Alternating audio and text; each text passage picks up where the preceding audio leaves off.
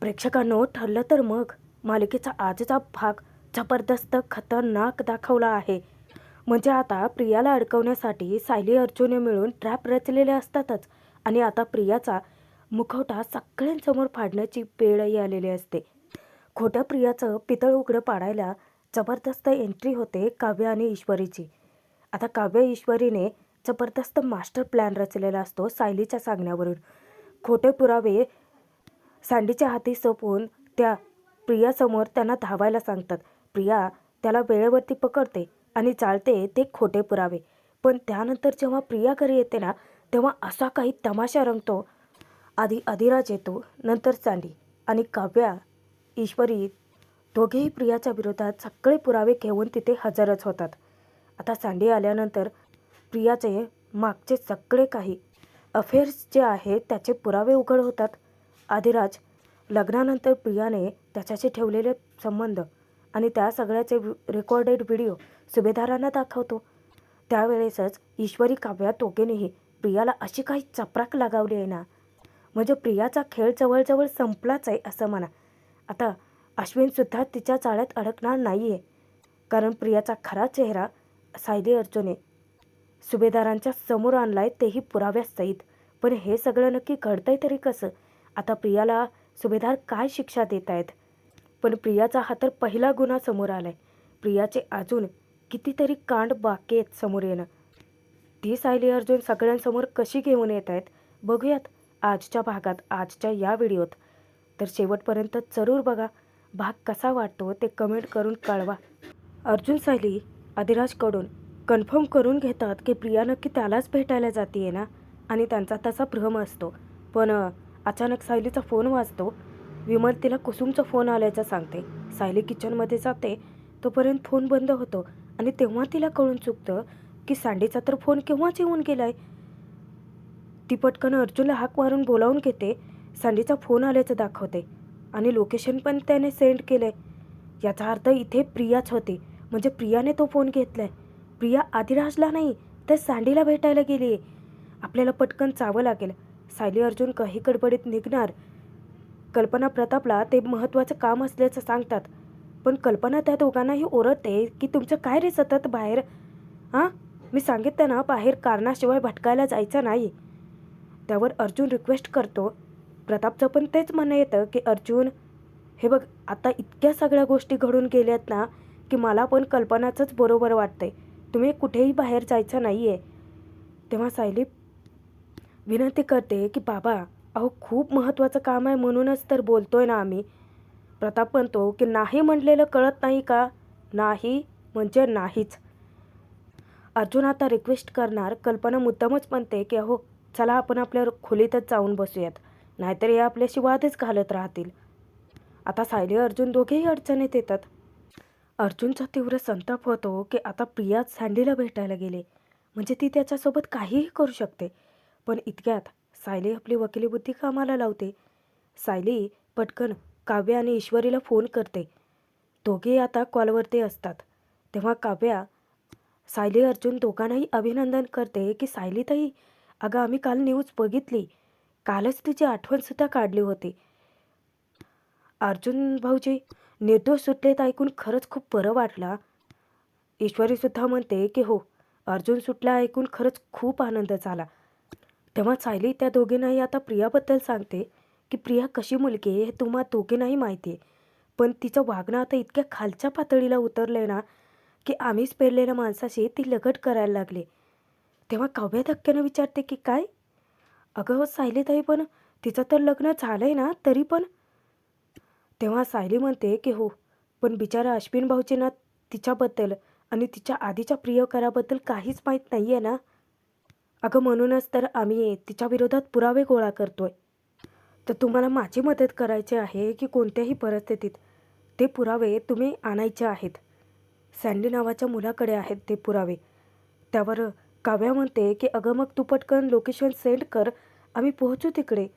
तेव्हा सायली त्या दोघींना एक खूप मोठा सल्ला देते.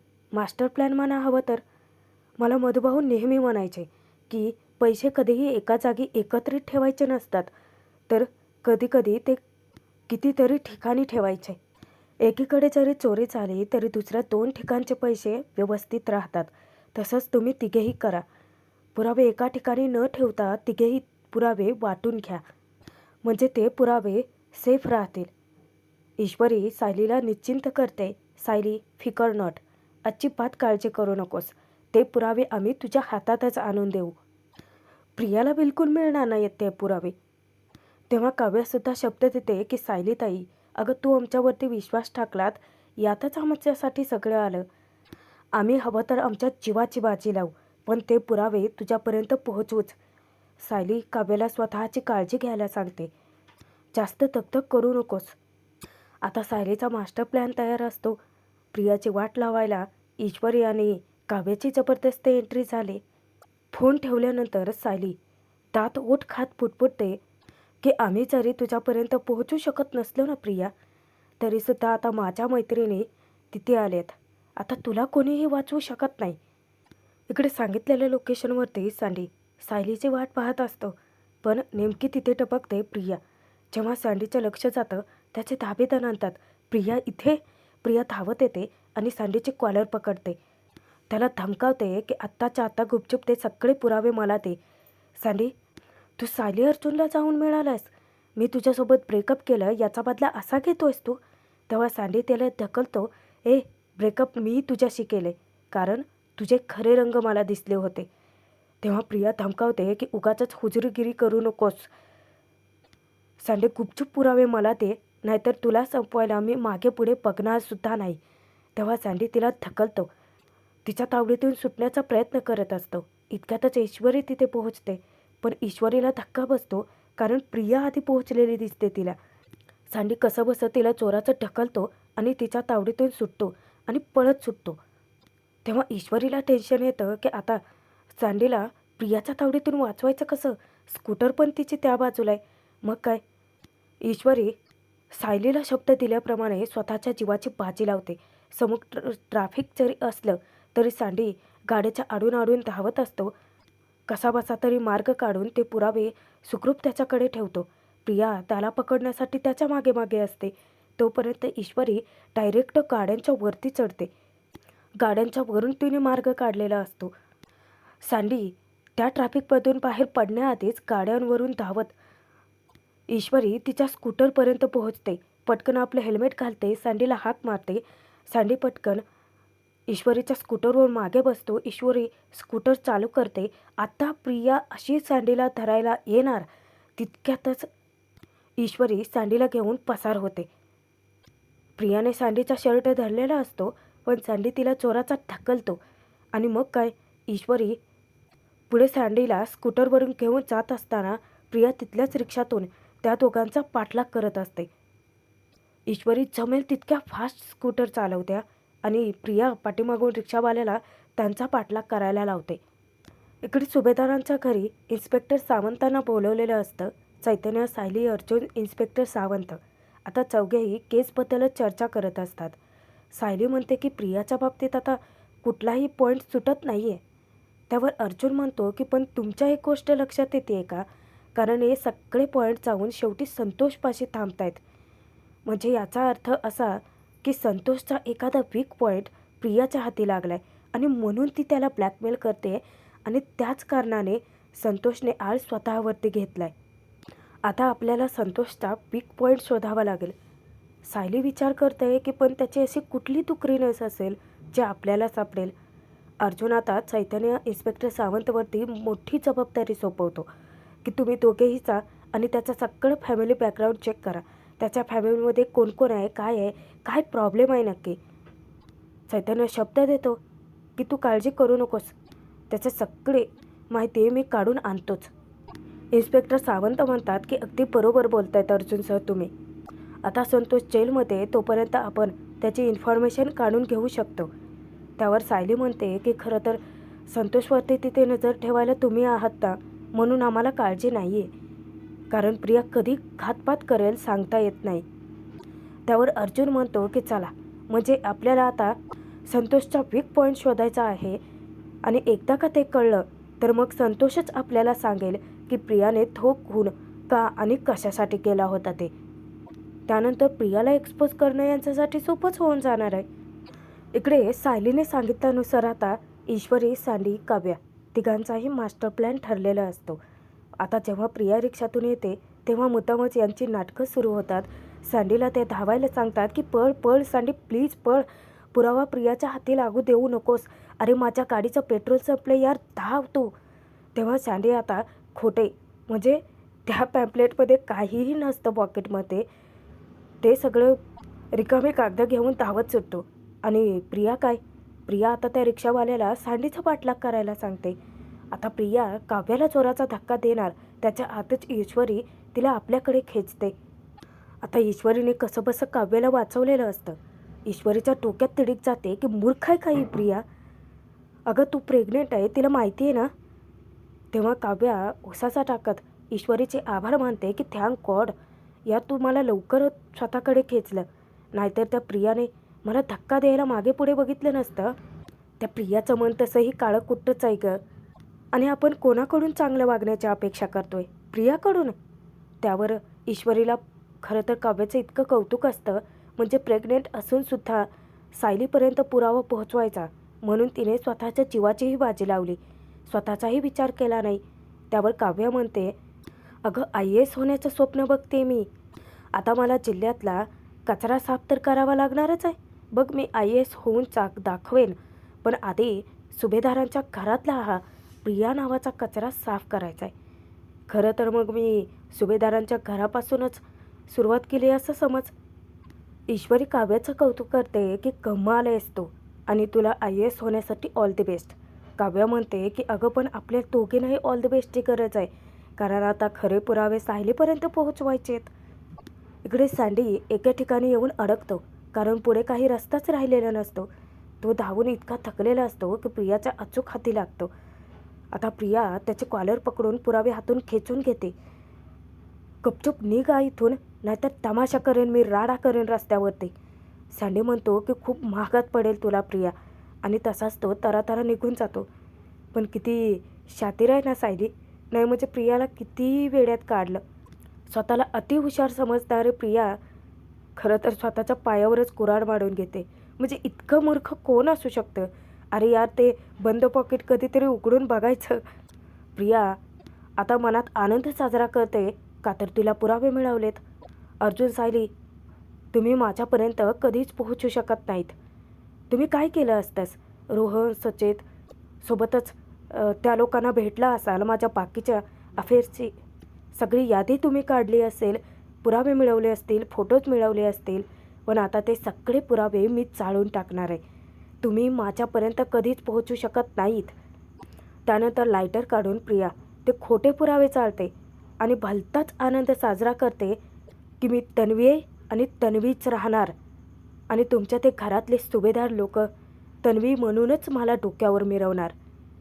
पण प्रत्येकाच्या कर्माचा हिशोब कधीतरी चुकता होतो प्रिया मॅडम. आता तशीच तुझीही वेळ आली, कारण प्रियाच्या पापाचा गाडा आता भरलाय. इकडे आता जेलमध्ये सगळे कैदी एकत्रित बसलेले असतात. त्यातला एक कैदी, त्याला आता सोडण्यात येणार असतं, आणि ही बातमी महिपत नागोबापर्यंत पोहोचते. जेवणाचं ताट घेऊन ते दोघेही तिथेच हजर होतात त्या कैद्यापाशी. महिपत ते ऐकून हक्काबक्का होऊन विचारतो की काय, असं कुठं असतं का, जेलात चांगलं वागलं म्हणून सोडून देतेत. तेव्हा तो सांगतो की असतं महिपत दादा, अहो तसा कायदा बी निघालाय की जर जेलात माणूस जर चांगला वागला तर उरलेली शिक्षा माफ करतं म्हणे सरकार. मला काय माहीत नाही बाबा, मला आता लवकरात लवकर सुटायचं आहे आणि मला माझं सुरलेलं आयुष्य बायका लेकरांसोबत घालवायचं आहे. त्यावर नागराज म्हणतो की घालव बाबा, जायचं आहे तर जा, पण आधी सुखानं जेव. पण आता महिपतच्या डोक्यात वेगळंच प्लॅनिंग शिजत असतं. आता त्यानंतर रात्रीच्या वेळी प्रिया घरी पोहोचते, पण अश्विन आणि तिच्यामध्ये वाद चालू होतात. अश्विन चिडतो तिच्यावरती की तन्वी, अगं तू मला कॉल करणार होतीस ना काम संपल्यानंतर. त्यावर प्रिया सांगते की अश्विन, अरे मला नाही जमलं. अर्जुन मुद्दामच मध्ये बोलतो की मेसेज करायलाही नाही जमलं तुला, असं कुठलं काम करतेस का तू. त्यावर प्रिया त्याच्यावरती दात खाते की तुम्ही सतत माझ्या कामाबद्दल शंका कार्य काढता. इतक्यातच तिथे अधिराज हजर होतो आणि मग सुरू होते प्रियाची उलटी गिनती. अधिराज प्रियाला हाक मारतो. प्रिया धक्क्याने त्याच्याकडे बघते आणि आता प्रियाची चांगलीच वाट लागणार आहे. प्रिया विचारते की अधिराज तू इथे? तेव्हा सर्वजण उठून इकडे हजर होतात. सायली अर्जुन हसून तिरके एकमेकांकडे बघतात, कारण आता प्रियाची वाट लागणार आहे म्हणजे त्यांना मज्जा आहे. अधिराज घरात येऊन विचारतो की प्रिया तू सुभेदारांच्याकडे काय करतेस? तू पण ओळखतेस का या लोकांना? आता प्रताप तिथे प्रियाला विचारतो की तन्वी कोण आहे ते? तेव्हा प्रिया एक आव्हांडा गिळते आणि घाबरतच सांगते की हे अधिराज सरदेसाई.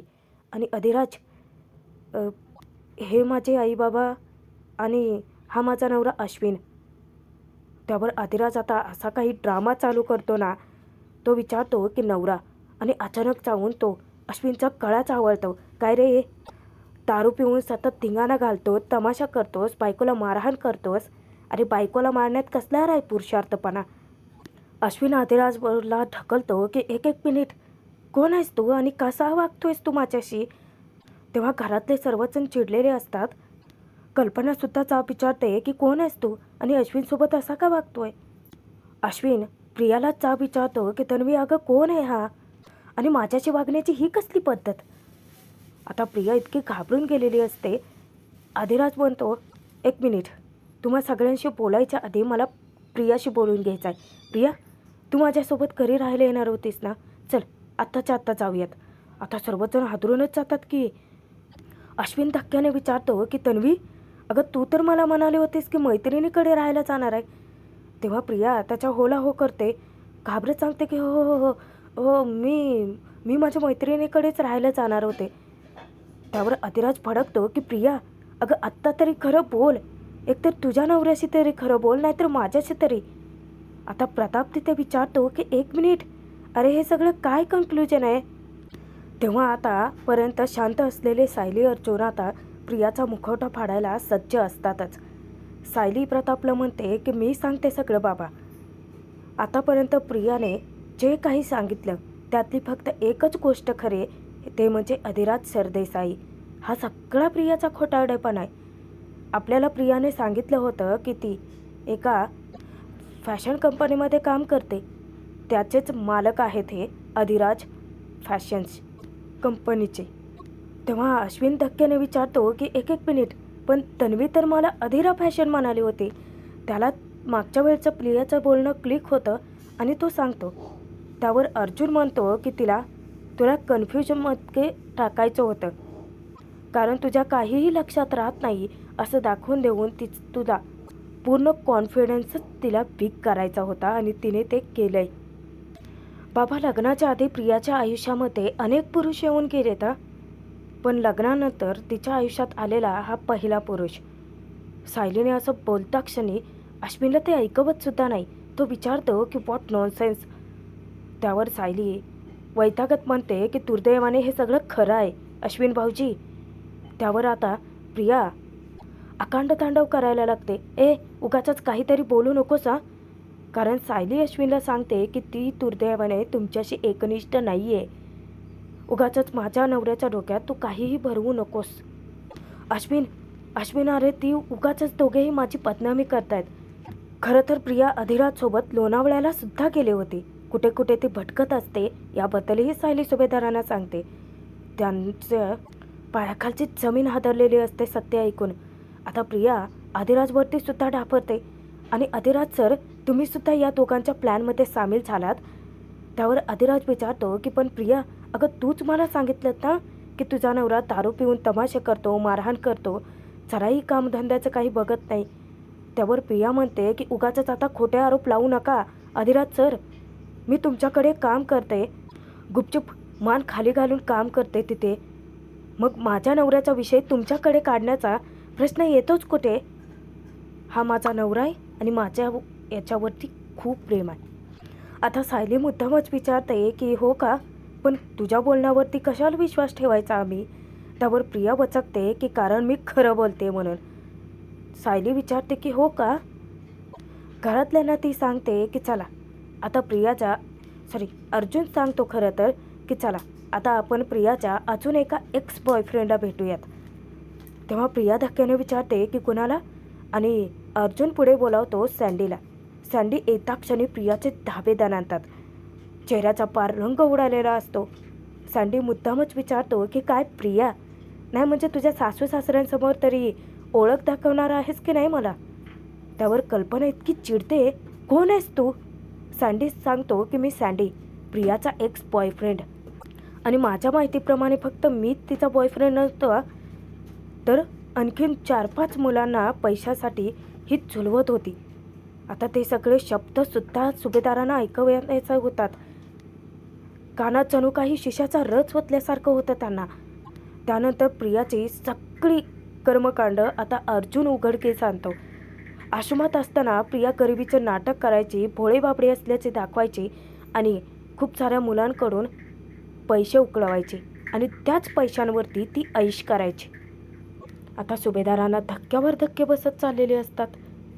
पुढे सायली घरातल्यांना सांगते की आणि बाबा इतकंच नाही आहे तर त्यातल्या दोघा तिघांची लग्नसुद्धा झाली होती, पण प्रियाला त्याच्याबद्दल काही फरक पडला नाही. त्यांची बायका मुलं आहेत याचा तिथे कधीच विचार केला नाही, कारण तिच्यासाठी फक्त महत्त्वाचा होता तो पैसा. आता प्रिया सायलीवरती भडकते की उगाचच खोटं नाटक काही ऐकून घेणार नाही आहे मी. हे बघ अश्विन, प्लीज माझ्यावरती विश्वास ठेव. माझे 2-3 मित्र होते पण ते लग्नाआधी. लग्नानंतर मी फक्त तुझ्यावरती प्रेम केले. आता आधिराज अचानकमध्ये पचकतो. अगं प्रिया, किती खोटं बोलतेस तू, आणि तू तर मला लग्नाचं वचन दिलं त्याचं काय, आणि याला तर घटस्फोट देणार होतीस ना तू. प्रियाची एक एक कांड अशी बाहेर निघतात ना की अश्विनला सहनच होत नाही.